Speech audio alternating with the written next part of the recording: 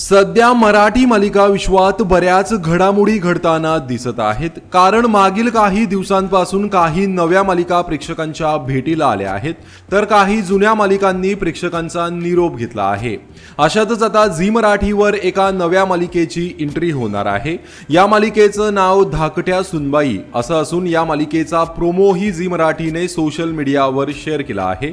प्रेमाने आपल्या माणसांच्या मनात घर करायला येत आहे धाकट्या सुनबाई असं कॅप्शन देत झी मराठीने त्यांच्या सोशल मीडिया अकाउंटवर मालिकेचा प्रोमो शेअर केला आहे। या प्रोमोमध्ये लहानपणापासूनच मुलगी ही परक्याचं धन असते याची जाणीव करून दिली जाते असं दाखवण्यात आलं आहे। दरम्यान मालिकेच्या नावावरून ही मालिका कुटुंबातील एका सुनेची कथा असण्याची शक्यता आहे।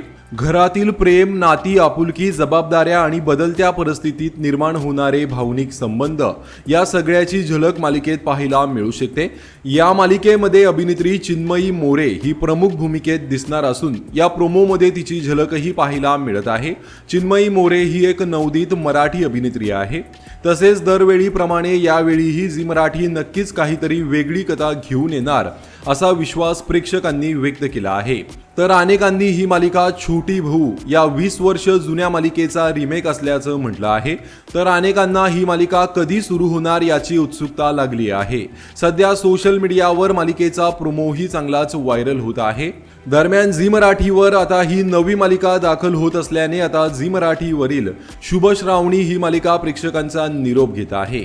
येत्या 19 सप्टेंबर रोजी या मालिकेचा शेवटचा भाग प्रक्षेपित होणार आहे। त्यानंतर धाकट्या सुनबाई ही नवी मालिका झी मराठीवर प्रक्षेपित होणार आहे।